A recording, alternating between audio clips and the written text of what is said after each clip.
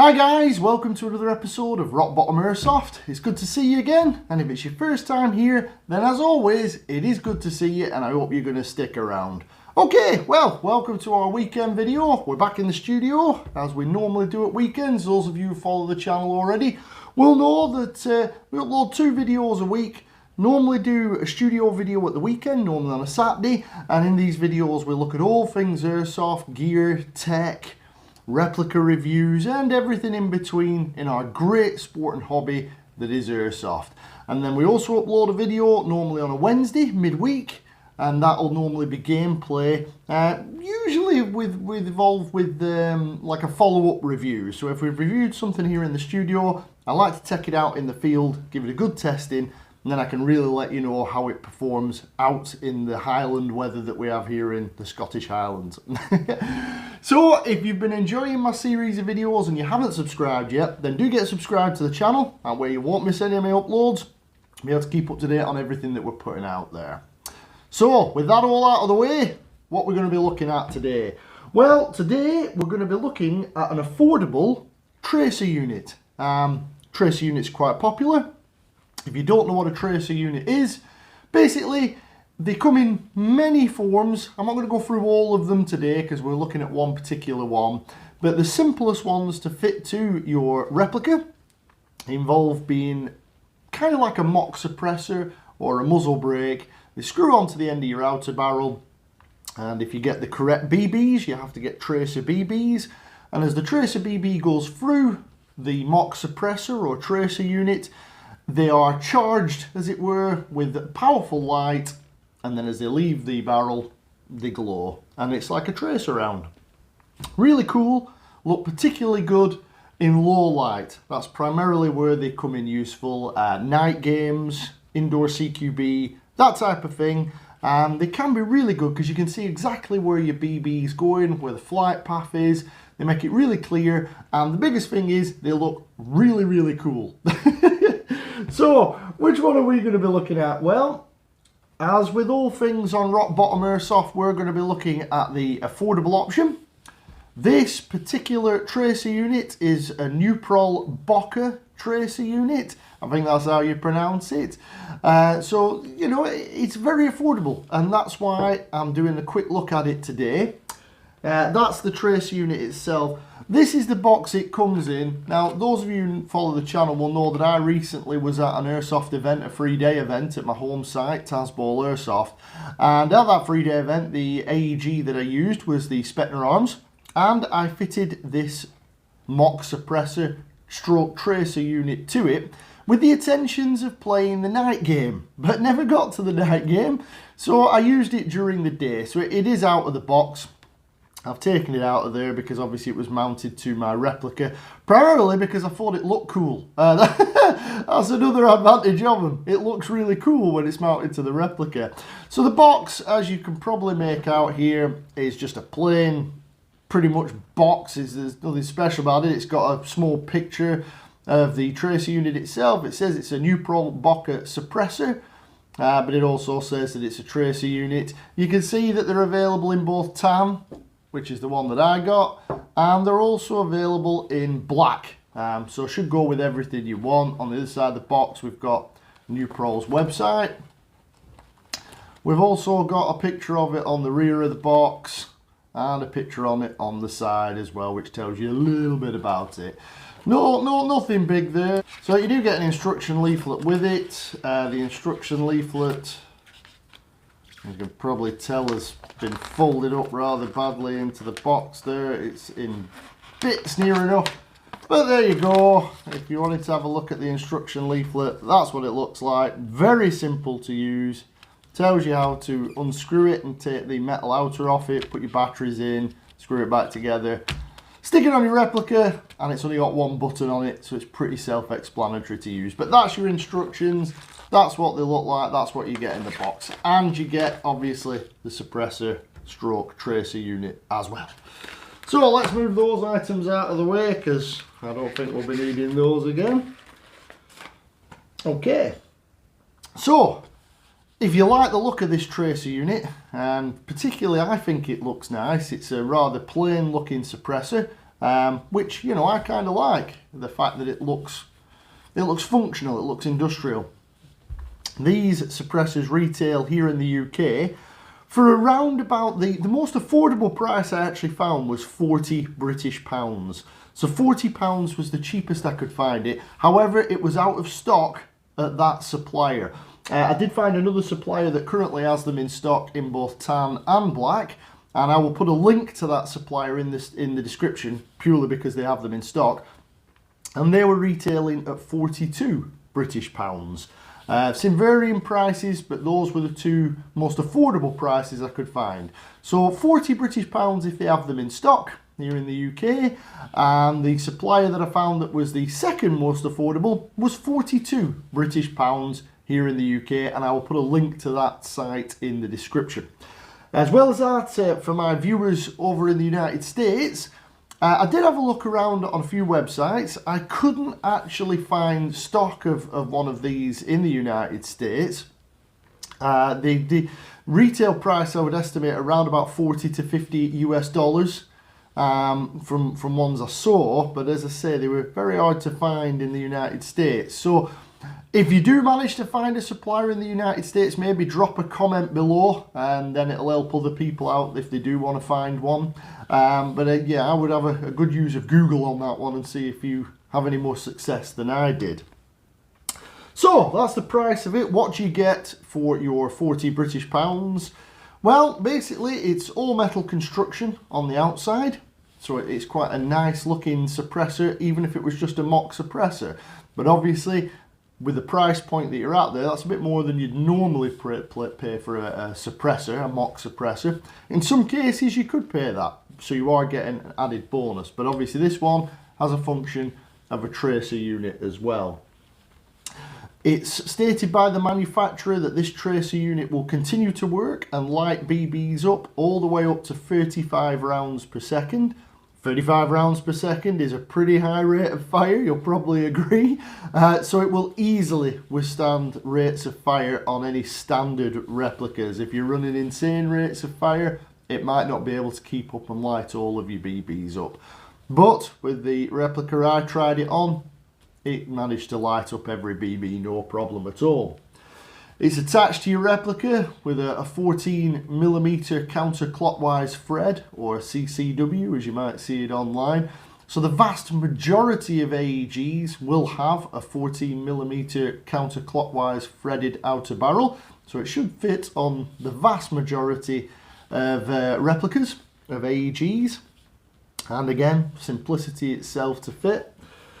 It's stated that it's low power consumption. So I mean, you know, that gives you the added bonus of the batteries in it should last a long time. Now that brings me on to another point of tracer units in general. You can pay a lot more for a tracer unit, as I'm sure many of you may be aware. And some of the tracer units will be fitted with lithium-ion batteries or rechargeable batteries that are non-removable. So you just plug them into a USB charger and you charge them up before you use them, and they're reusable. Now this Nuprol Bocca does not work that way. In order to use the Nuprol Bocca, you will need 3 of these, which aren't supplied. These are AAA batteries. You can get AAA batteries pretty much anywhere that sells batteries. They're a common battery type. And 3 of those will power this. I will be honest with you, they haven't run out on me yet. But I'm not 100% sure on how long those AAA batteries would last. So again, if any of you have got one of these, drop a comment below, let me know how you've got on with long-term use. As many of you know, I mainly play skirmish games. Skirmish games can be anything up to an hour, and you have a whole day of in and out games. So this should easily last you a whole day with 3 AAAs. Should really last you much longer than that. With regards to it looking like a suppressor, once it's on your replica, it's quite long. So take that into consideration when you're fitting it to a replica, that it's going to extend the length of your outer barrel effectively. So, you know, if you don't want it too long, again, there are other more costly options for tracer units which would halve the size of this. So that is one of the drawbacks to it. It is quite long. It's a full length suppressor. The The actual construction of it, as I say, it's all metal. It seems pretty solid, but the internals, the majority of those are plastic. Long-term use of it, as I say, I've used it in-game. If you follow the channel, you'll know that I did a gameplay video on Wednesday just gone. That again was me using the Spectre arms with this fitted, but it was during daylight hours and it was a bright day, so I wasn't really using the tracer as a tracer. I just thought it looked cool on the replica, but it got bashed about all day, and it still works, as you'll see shortly, because I've got some footage last night of this shooting in low light conditions so that you can actually see the tracers glowing. And to be honest with you, I was very impressed with the effect. I thought it was quite effective for a 40 British pound tracer unit. I thought it worked really well. So let's have a look at how you use it. Basically, if you want to attach it to your replica, as I say, we'll do that in a minute. It's just a 14mm clockwise thread, so the same as you would attach any suppressor. However, if you want to replace the batteries, you can see that the end cap here, where the button is, unscrews.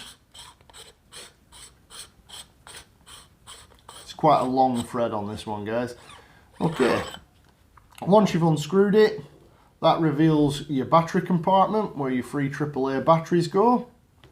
And also you can see through this clear plastic that all the guts of it, as it were, the PCB, the circuit board, the LEDs that make it work.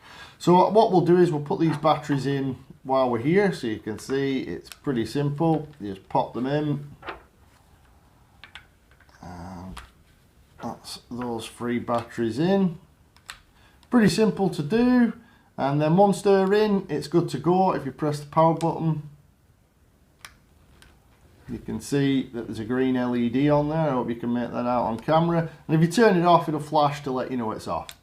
There you go. Hopefully you made out that flash. And that, as they say, is that. It's as simple as that to put new batteries in there. So with your batteries in, you just push the inner guts, as it were, back into the outer metal housing, and then it's a standard thread for threading this back on, so righty-tighty or clockwise. And then once you've got that in there, you can tighten that up. As I say, it's a long thread, and once that's tight, it's reasonably watertight. There shouldn't be anything getting in there. As I say, it's metal on the outside, so it's well protected for those plastic internals. And that is you good to go. All you'd be left with then is to take your replica of choice and basically take your suppressor, and remember that when you're putting one of these on, you're going the opposite to what you'd think. So instead of lefty-loosey, you're going left to tighten and right to loosen, because it's a counterclockwise thread. And then once it's on nice and tight, like so, as I'm sure you'll agree, I think that looks pretty cool. Definitely tactical. I got tan because I thought it would suit this this Spectre arms, with it being a tan replica and black. I think it mixes in quite well. I think that looks quite good. And then once you've got it on like that and your batteries are in, you simply press the button on the bottom there to turn it on. And once it's on, every time you fire, you're going to emit a glowing BB. So what I think we'll do with that in mind, I'll show you a bit of footage of me shooting this last night through that Spectre, and then you can have a look and see how much glow you get. Remember that in this bit of video footage, it wasn't completely dark. It was low light conditions, so it will work in low light conditions. You'll see in the video it's not completely dark. If it was pitch black, the effect's going to be even greater. So let's go to that. I'll show you that, and then you can come back to me.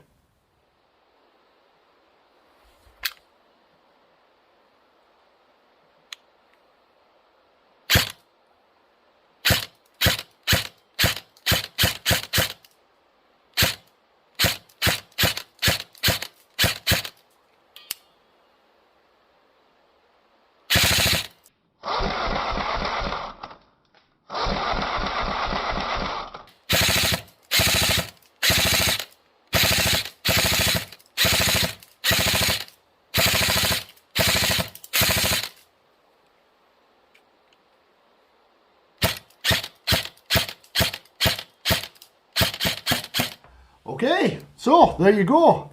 I thought it worked really well. Don't know what you guys think. Let me know in the comments. As you all know, I will always respond to a comment. I might not get back to you straight away, but I will always get back to you. Let me know what you thought of that. I thought for 40 British pounds, I think that's pretty effective as tracer units go. It seems to work well. Now that brings me on to the last bit about it really, the longevity of it. I mean, remember, it is quite affordable. I don't know how long it will last, and it wouldn't be fair of me to say that I know how long it'll last because I haven't got experience of it. I play very few night games. I have played night games in the past, so I can tell you that a tracer unit is an invaluable aid in low light conditions. It allows you to see where your BB path's going. If you're a bit like me and you don't tend to use your sights, your red dot sights or anything like that, and you track where the BBs are going, then a tracer unit makes that far easier in low light or dark conditions. So I have played night games and I've played them without tracer units, and I can definitely say that a tracer unit does help for those kind of games, unless of course you're really well off and you're running some form of night vision or NVGs.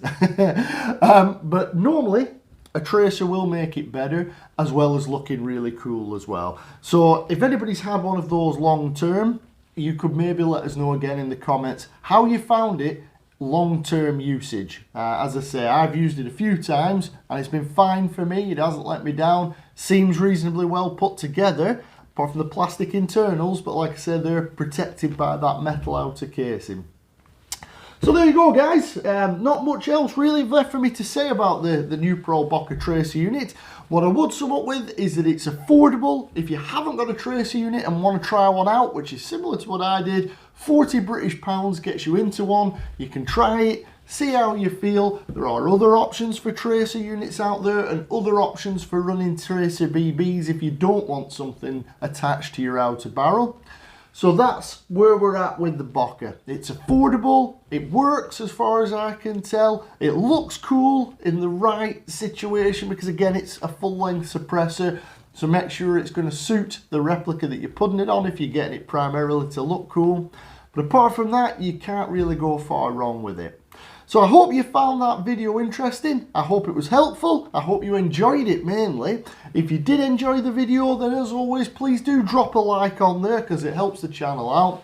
If you've been enjoying my series of videos, like I mentioned earlier, then get yourself subscribed to the channel and you don't miss out any of the uploads that go up here.